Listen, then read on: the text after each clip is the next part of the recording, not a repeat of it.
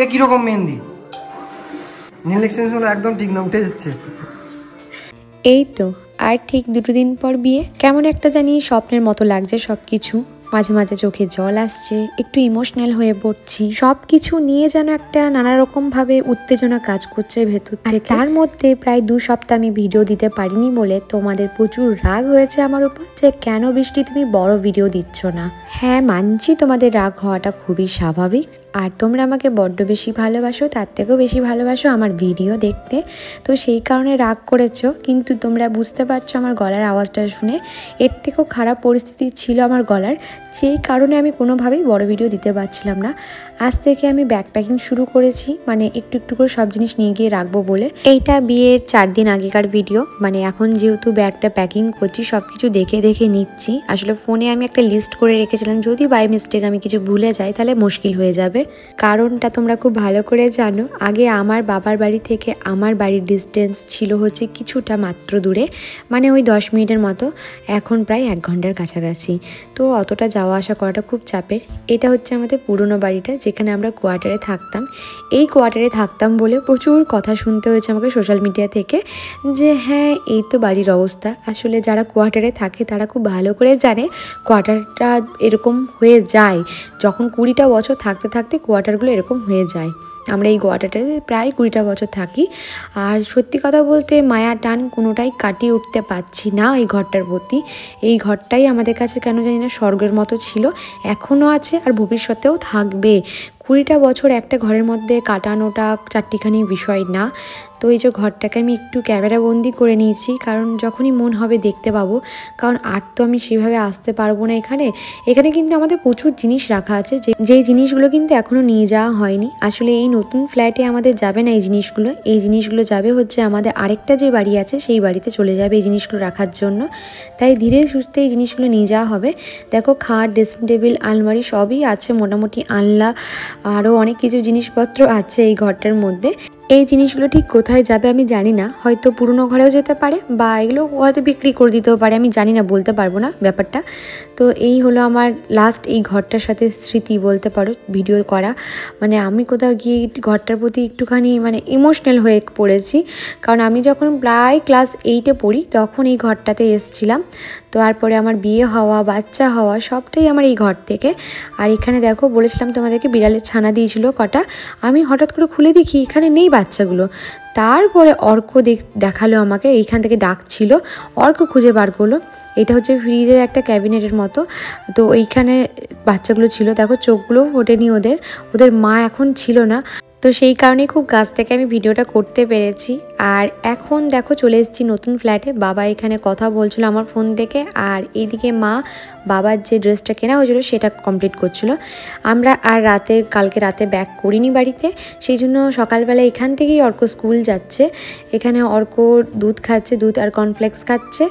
আর অর্ককে নিয়ে প্রীতম এই দিক থেকেই স্কুল যাবে। এখান থেকে সকালবেলায় স্কুল নিয়ে যাওয়া খুব চাপের, কিন্তু কিচ্ছু করার নেই। মামার বিয়ে একদিকে, অর্ক স্কুল একদিকে, অর্ক স্কুলের প্রোগ্রাম চলছে একদিকে, মানে অনেক কিছু নিয়ে ঘেটে আছি। ওদের বছরে একবার গোল্ডেন জুবলি বলে একটা প্রোগ্রাম হয়, তো সেইটাতে ও পার্টিসিপেট করেছে, আর সেইটার প্রোগ্রামও আছে। তো এখন ওকে যেতেই হবে স্কুলে, ওই প্র্যাকটিস চলছে, ওই কারণে এখানে বেচারা কষ্ট পাচ্ছে, ঠান্ডাতে যাবো না করছে, আর ওর বাবা বলছে না যেতে হবে তোকে। নিউ ড্রেস পরেছে, এটা খোল, আমাকে দে। ছোট বাচ্চা নেই, বুঝতে পেলে? এটা জমজমটা কিনেছি। বেশ তো অর্ক, লেট হচ্ছে কিন্তু। জামাটা খোল। আমি কেন জানি না, তোমরা হয়তো এই কথাটা শুনে ভীষণ হাসবে। আমার এত বড় বিছানা, এত কমফোর্টেবল একটা জোন, বাট আমার ঘুম আসছে না কেন জানি না রাতের বেলায় এই ঘরে।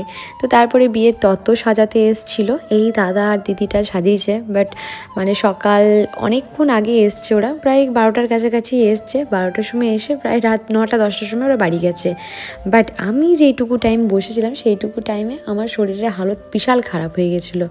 ওনাদেরকে দেখে দেখে দিচ্ছিলাম, যতটা পারছিলাম সাহায্য করছিলাম, শেখার চেষ্টা করছিলাম কাজটা, কারণ তোমরা জানো আমি কাজ শিখতে ভীষণ ভালোবাসি। তত্ত্বগুলো সুন্দর করে সাজাচ্ছিল, বাট আমি ওনাদেরকে বলেছিলাম যদি পিন মেরে মেরে কিছুটা শাড়ি ডিজাইন করা যায় ভালো, বাট দাদা চাইনি যে পিন দেওয়া করুক, কারণ শাড়িগুলো নষ্ট হয়ে যায়। কিন্তু বৌমনিদের ঘর থেকে যিনি আবার তত্ত্ব সাজিয়েছিলেন তিনি আবার খুব সুন্দর সাজিয়েছিলেন, পিন দিয়ে আমাদের ঘরে তত্ত্বগুলো ভীষণ সুন্দর সাজানো হয়েছিল। তো এই যে দেখো এখানে সব তত্ত্ব সাজানো হয়ে গেছে। এখানে একটা ব্লাউজের ট্রে গেছে, মোটামুটি প্রায় 50টার কাছাকাছি তত্ত্ব গেছিলো মনে হয়, আমি জানি না ঠিক, আমি লাস্ট অবধি কাউন্ট করেছিলাম 44টা, দায়িত্ব যেহেতু আমার উপরই ছিল। এখানে অর্ক পিৎজা অর্ডার করেছিলাম, অর্ক পিৎজা খাচ্ছিল, বাট আমার এখান থেকে শরীরটা বেশ খারাপ হয়ে গেছিলো। এই যে দেখো এখানে এখনও হয়নি, প্রায় বাজতে চলেছে রাত 8টা সাড়ে 8টার কাছাকাছি। এখানে গ্লুগান খারাপ হয়ে গেছে, সেটা নিয়ে এখন চেষ্টা চলছে গ্লুগানটাকে যত তাড়াতাড়ি মানে ঠিক করা যায়। এখন দেখো তত্ত্ব সাজানো হয়েছে, বিছানার মধ্যে কিছুটা আছে, নিচে কিছুটা রাখা আছে, সাইডে কিছুটা রাখা আছে, মানে রাখার জায়গা হচ্ছিল না, এটাই হচ্ছে সব থেকে বড় কথা। এটা দাদা আর বৌমনির রুম, তো এখানে আপাতত যতটা পেরেছি সেটি রেখেছি। এটা মেকআপের একটা ট্রে, মানে এটা ভীষণ ভারী হয়েছিল মেকআপের ট্রেটা, খুব সুন্দর সুন্দর জিনিসপত্র দিয়ে সাজানো। আসলে সব কটা জিনিসই মানে বৌমনি আর দাদা মিলেই পছন্দ করেছিল, কারণ এখানে আমরা ইউজ করবো না যে জিনিসগুলো, যে ইউজ করবে তারই কিনে নেওয়াটাই ভালো মনে করেছিলাম। আর আমরা তো পরবো না, আর আমরা মানে মাখবও না, তো ওর স্কিনে যেটা ভালো যাবে, ওর স্কিনে যেগুলো চলে সেগুলোই কিনে ইউজ করা ভালো, না হলে ফালতু ফালতু টাকা দিয়ে কেনা আর জিনিসগুলো নষ্ট করা, এই আর কি। যাই হোক, এই দাদা প্রচুর ধৈর্য, আমি বলবো প্রচুর ধৈর্য, সেই সকাল থেকে করছে। তারপরে আমি রাতে বাড়ি চলে এসলাম, এটা তার 2 দিন পর ভিডিও দিচ্ছি আমি। আমার কিচ্ছু কেনা হয়নি এখনও পর্যন্ত, আমার কিচ্ছু করা হয়নি। তো তোমরা আমাকে অনেকেই বলছে বৃষ্টি তুমি শাঁখা কেন পরো না, মেন হচ্ছে আমার হাতের শাঁখা পাওয়া যায় না, আমার হাত এতটাই ছোট যে যাই পরি ঢলঢলে হয়, মানে আমার হাতের শাঁখা নেই এই পৃথিবীতে, মনে হয় আমার হাতের তৈরি শাঁখা তৈরি করেনি কেউ, তো সেই কারণে যাই পড়ছি ঢলঢল করছে, তো ওই জন্য পড়া হয়নি। আর এখানে দেখছিলাম, আর যেগুলো পাচ্ছিলাম সেগুলো ডিজাইন আমার একদম ভালো লাগছিল না, আমার একটু সুন্দর ডিজাইন দেওয়া পছন্দ করি, তো সেই ডিজাইনগুলো আমি আবার পাচ্ছিলাম না। তো এখানে কটা জিনিস আমি দেখছিলাম, আমি নিজে মানে স্কিন শেড জানি না, তার থেকেও ডার্ক শেড আমি ইউজ করি, তো ওই জন্য আমার স্কিনটা কালো লাগে, মানে আমি কিছুই জানি না। আর এখানে একটা সাংঘাতিক ঘটনা ঘটে গেছে, ক্লাস 8-এ পরে সামথিং আমি যেটা শুনলাম, বাচ্চা মেয়েটা স্কুল যাচ্ছিল, তো এখানে একটা ডাম্পার এসে বাচ্চাটাকে খুব বাজেভাবে মেরেছে, ইনফ্যাক্ট পাটাও নাকি কেটে বাদ গেছে।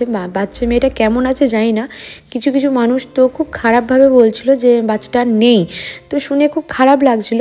মানে আমি বুঝি না সকাল থেকে এইদিকে ডাম্পারগুলো বেরোনোর কী দরকার, ওদের একটা নির্দিষ্ট টাইম আছে, আছে ওই টাইমে গেলেই ভালো হয়, বাট এই দিকের অবস্থা খুব খারাপ হয়ে গেছিলো, পুরো রোড জাম হয়ে গেছিলো।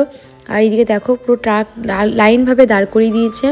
আমরা কিছুক্ষণ আগে অর্ককে স্কুল নিয়ে গেছিলাম যখন, তখন এসব কিচ্ছু দেখিনি, বাট অর্ককে স্কুল থেকে আনার সময় এসব দেখছি, আর দেখার পর রীতিমতো সত্যি আমার ভেতরটা কেঁপে উঠেছে। মানে বাচ্চাটা কেমন আছে, কীরকম আছে জানি না, কত নিউজ চ্যানেলে কত কিছু ভুলভাল বলছিল, তো সেটা দেখেও খুব খারাপ লাগছিলো। কেউ বলছিল বয়স্ক মহিলা, কেউ বলছিল না প্রাপ্তবয়স্ক, বাট আমি যতটুকু শুনলাম 5টা মানুষের কাছে আমি শুনেছি, আমিও দেখিনি, তাই আমিও তোমাদেরকে ঠিকঠাকটা বলতে পারবো না। তবে অনেকগুলো মানুষ একটা কথাই বললো যে ক্লাস 8-এ পড়ে। তো প্রীতমের চুল কাটাতে চলে গেছিলাম, আমাকে সবাই বলছিল যে বৃষ্টি তুই পার্লারে কিছু করবি না, না গো আমি কিচ্ছু করিনি।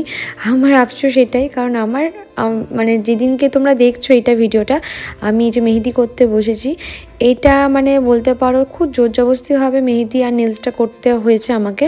তার কারণ হচ্ছে আমি লাবণী গিয়ে প্রায় 1 মাস আগের থেকে বুকিং করে রেখেছিলাম, যার কারণে ও কোনো কাজ ধরতে পারেনি। আর যখন লাবণী এসছে আমি তখন হসপিটালে ইঞ্জেকশন নিচ্ছিলাম, লাবণী প্রায় 1 ঘন্টার কাছাকাছি এসে দাঁড়িয়েছিল যে আমি ইঞ্জেকশন নিয়ে আসবো বাড়িতে, তারপরেও আমার নেলটা করবে। মানে এসে পরে একবার তো কাছার খেতে খেতে বাঁচলাম, ওর সামনেই হয়েছে জিনিসটা, তো ও ভাগ্যিস আমাকে সেই সময় মানে দেখে নিয়েছিল, ধরে নিয়েছিল। তো যাই হোক, ওখানে একবার হয়েছে।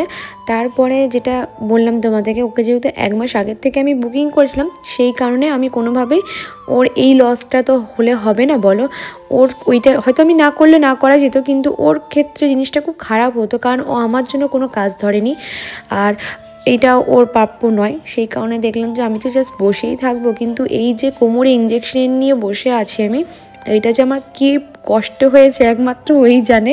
তারপরে আবার মেহেদি, ওর উপরে আবার মেহেদি ছিল। এই মেয়েটার হাতে যে কি আছে আমি সত্যি জানি না। হাতের মধ্যে মনে হয় মা সরস্বতী বাস করে। সত্যি মেয়েটার মধ্যে এত গুণ না, আমি জানি না, ওকে দেখি না তত আমি অবাক হয়ে যাই।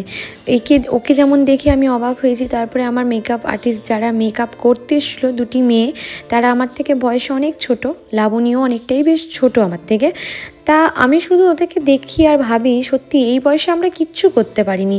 এই বয়সে মা বাবা বিয়ে দিয়েছে, বিয়ে করে সংসার জীবনে গেছি, সংসারে ঠেলা ঠেলেছি, সংসার করার চেষ্টা করেছি, কত মানুষের কাছে কত কথা শুনেছি, কিন্তু ও কিন্তু খুব বলতে পারো ধৈর্যশীল মেয়ে, খুব ভালো কাজ পারে। তারপরে আমি যখন মেহেদি করছিলাম তখন আবার ভাই এসেছিল, ওর কিচ্ছু বিয়েতে কেনা হয়নি, বিয়ের দিনকে কী পরবে।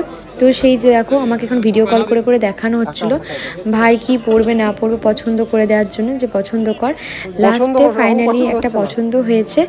আর তিনজনকে যে কি সুন্দর লাগছিল, মানে ভাইকে, প্রীতমকে আর দাদাকে, এদের তিনজন মানে আউটফিটটা না অনেকটাই সিমিলার কাছাকাছি হয়েছিল। দাদাকে তো একটু আলাদা লাগছিল, বাট ভাইকে আর প্রীতমকে দুজনকেই খুব সুন্দর লাগছিল। এই হলে আমার মেহেদি দেখো এখন চলছে। মেয়েটির হাতে এত ধৈর্য, আর কি জানো তো, আমি ওকে বলছি লাবণী তুমি না তাড়াতাড়ি করে দাও বাবা, এত ধৈর্য করতে হবে না, কারণ ওর রাতে যেতে অনেকটা টাইম হয়ে যাচ্ছিলো। কিন্তু একটা কথাই বলছি, দিদি তাড়াতাড়ি করলে হবে না গো, আমি তাড়াতাড়ি যদি করি না ফিনিশিংটা ঠিকঠাক আসবে না। তো আমি না মেয়েটার কথাটা শুনে হয়ে গেলাম। অনেকে কি তাড়াতাড়ি করে কাজ করে পালাতে পারলে বাঁচে, কারণ রাত হচ্ছিলো, অনেকটা দূর থেকে আসে, দুর্গাপুরের ওই দিক থেকে। তা আমি শুধু ওকে দেখছিলাম আর অবাক হচ্ছিলাম যে মেয়েটার মধ্যে কত ধৈর্য, যে কাজটাকে যেমন তেমন করে ছেড়ে দেবো সেটা করলেও হবে না। তো এখানে হাতে বালিশ রেখে রেখে করছিলো। এইখানে আমি দেখো মানে আমার এত কষ্ট হচ্ছিলো, আর তারপরে ওর কথা ভাবছি যে ও তো কোনো সাপোর্ট ছাড়াই করছে। আর এখানে মিনি ফ্যান দিয়ে শোকানোর চেষ্টা চলছে, মানে এটা আমি অনেক ধৈর্য ধরে করছিলাম। আর আমার লাস্টে যখন মেহেদিটা কমপ্লিট হয়ে গেল, আমার যে কী পরিমাণে ভালো লাগছিলো, আনন্দ লাগছিলো, আমি জাস্ট বলে বোঝাতে পারবো না। সে নিজেকে অনেকটা না বউ লাগছিলো, ব্রাইট লাগছিলো। দুদিক দিয়ে বালিশ আসছে, বেশ একটুখানি ওই প্রিন্সেস ট্রিটমেন্টের মতো হয় না, ওরকম মতো লাগছিলো নিজেকে। তো খুব সুন্দর করেছিল, ও একটা ছবি তুলছিল।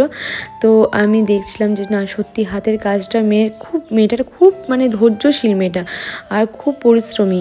তো নীলসের সাথে মেহেদিটা খুব সুন্দর গেছে। আর যতজন আমার হাতের মেহেদি দেখেছে সবাই খুব প্রশংসা করেছে, এমনকি বৌমনিও বলছে যে আমার ফিনিশিং এত ভালো হয়নি, বাট তোমার ফিনিশিংটা দিদিভাই খুব সুন্দর দিয়েছে লাবণী। আমি একটা পোস্ট দিয়েছিলাম নেল এক্সটেনশন করব, সেখান থেকে কিন্তু আমি লাবণীকে পেয়েছিলাম। ওর হাতের কাজ খুব ভালো, তোমরা নিজেদের স্পেশাল ডেতে যদি করতে চাও ওকে বুকিং করে করতে পারো। মানে সত্যি মানে তোমরা নিরাশ হবে না, এইটুকু আমি বলতে পারি।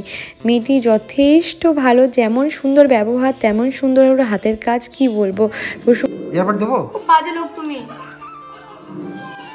এ কিরকম মেহেন্দি, একদম মেহেন্দি ভালো না। মেহেন্দি বাজে, অপমান করছে, মেহেন্দি আর্টিস্ট হাসছে। তুমি ক্যামেরাম্যান হিসেবে বাজে ক্যামেরাম্যান, তোমাকে আমি কোথাও চেঞ্জ করব।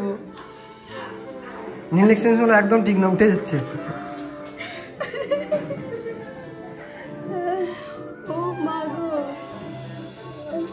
তুমি কিছু বলতে পারছো না, তুমি হাসছো। এখানে আমি আর লাবণী একটা কথাই বলছি যে এত সুন্দর হাতের কাজ ভালো করে দেখালে উঠবে না, বাট কন্ট্রোভার্সি বা নেগেটিভ কিছু বললে অবশ্যই ভিডিওগুলো ওঠে, সেই নিয়ে হাসাহাসি করছিলাম আর কিছু না। এইখানে দেখো আমি বেশিক্ষণ রাখতে পারিনি মেহেদিটা, কিন্তু এত সুন্দর কালার এসছে ওর মেহেদিটা, মানে আমাকে বলেছিল দিদি পুরো রাত রেখো, বাট সত্যি বলতে আমি পুরো রাত রাখতে পারিনি, মানে পুরোটাই উঠে গেছিলো। আর খুব সুন্দর কালারও এসছে। বেশিক্ষণ রাখতে পারিনি, আমাকে উঠিয়ে দিতে হয়েছিল, শরীর ভালো ছিল না বলে। যদি রাখতাম মনে হয় খুব ভালো একটা কালার আসতো। এই যে আমি রাখতে পারিনি, একদম রাখতে পারিনি। আজ থেকে পার্মানেন্টলি বলতে পারো যতদিন না বিয়ে শেষ হচ্ছে ততদিন আমি চলে এসেছি, আর বাড়ি যাব না, কারণ আর আমি আপ ডাউন করতে পারবো না। এখানে যে কি একটা আনন্দ হচ্ছে আমার, কি বলবো। ব্যাগটাকে ধরিয়ে দিয়েছি প্রীতমকে, এবার মনে হচ্ছে জাস্ট নাচানাচি করি। তবে হ্যাঁ একটা কথা ঠিক, ফ্ল্যাটের মধ্যে বিয়ের কিন্তু অত মজা হয় না। আইবুড়ো ভাত, তাই তো বিয়ে ভাব লাগছে ওরে, না এখনো আসছে না। গানটা চললে ফিলটা আসতো, ফ্ল্যাটে বিয়ের ভাব আসে না। আসল যে পাড়া গ্রামে, তারপরে তোমার একটা বাড়ির মধ্যে একটা যতটা আনন্দ হয় সেটা ফ্ল্যাটে হয় না। আর এখানে আমি ঢুকতে না ঢুকতে দেখছি সবাই চলে এসছে। আমার মানে আমি তো যাওয়া আসা করছিলাম, বাট তারপরে দেখছি সবাই এসছে। এখানে অর্কর কান্নার কারণ আছে, আমি একটু বকা দিয়েছি, লিফটটাকে নিয়ে খেলার মতো কাজ করছে। এখানে মাসি, বড় মামি সবাই চলে এসেছিলো। এখানে মা এসে পড়েই অর্ককে মুড়ি খাওয়াচ্ছিল, আর আমিও মুড়ি খেতে বসে গেছিলাম। আমার ভীষণ খিদে পেয়ে গেছিলো, সকাল থেকে সেভাবে খাওয়া হয়নি, কারণ মা বলছিল পায়েস রান্না করতে হবে, তুই চলে আসবি পায়েস রান্না করতে। আমি বললাম যে বড় মামি রয়েছে, বড় মামিই করুক। এখানে মামি মুড়ি দিয়েছিল আর করেছিল কুমড়োর তরকারি। তো তরকারিটা যে কি দারুণ খেতে হয়েছিল কি বলবো। সব রান্না রাঁধুনিতেই করছিল, মানে রাঁধুনি চলে এসছে, তো সেই রাঁধুনি লোকেই করছিল। আর এখানে পায়েস রান্না হচ্ছে, আর এটা হচ্ছে আমার বড় মামি, আর এদিকে মাসি। এখনো সবাই আসেনি বাড়িতে। কি রান্না করছো এখন? এখন কি করছো? আইবুড়ো ভাতের। আর মাসি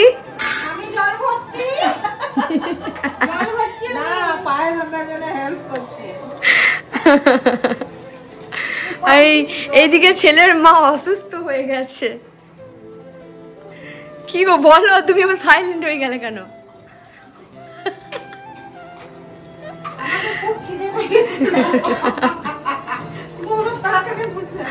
তো এখন দাদার আইবুড়ো ভাত খাওয়ানো হবে, সেই কারণে দেখো ফুল দিয়ে পুরো সাজানো হচ্ছে। আমি বাবাকে বলেছিলাম, বাবা ঠাকুর মন্দিরে এই জায়গাটা সুন্দর করে সাজিও ফুল দিয়ে, দেখতে সুন্দর লাগবে, কারণ এই ঠাকুর ঘরটি আমাদের খুব সুন্দর হয়েছে, এখনও কমপ্লিট হয়নি, এটা এখনও কমপ্লিট করতে বাকি এসছে। এটা হচ্ছে আমাদের চাপাদি, এটা হচ্ছে আমাদের ঝুম্পাদি। যে পুরো বিয়ে বাড়িটাতে আমার খুব খেয়াল রেখেছিল, কারণ বাবা মা ছোটাছুটি করছিল, বাট এরা দুটো মানুষ কিন্তু আমার খুব খেয়াল রেখেছে। আর এই হলো আমার পিতাশ্রী, যে দুদিন পর শ্বশুরমশাইয়ের মানে একটা উপাধি পাবে, বাট শ্বশুরমশাই না, ভালো বন্ধু আর ভালো বাবা হবে। আমাকে কিছু মানুষ বলেছিল তুমি শাড়ি কেন পরোনি। দাঁড়াও নেক্সট ব্লগগুলোতে দেখতে পাবে কেন আমি শাড়ি পরিনি। কতটা কাজের চাপের মধ্যে থাকলে মানুষ মানে জিনিসপত্র করতে ভুলে যায়। এখানে সবাই তারপরে চলে এসেছিলো, সবাই কিন্তু আশেপাশে সব ফ্ল্যাট নেওয়া হয়েছিল। এই হলো আমাদের সামনের দিকে ফুলের মালা দিয়ে সাজানো। এটা সত্যি যে আমি ফুলের কাজ নিয়ে ভীষণ ডিসঅ্যাপয়েন্টেড হয়েছি, আমি শুধু না, আমাদের ফ্যামিলিতে সবাই, কারণ ফুলের কাজ খুব একটা আমাদের পছন্দ হয়নি, এই বাড়ি থেকেও না ওই বাড়ি থেকেও না। তো এই হলো আজকের মতো ভিডিওটা, কাল আবার নতুন কিছু নিয়ে আসছি।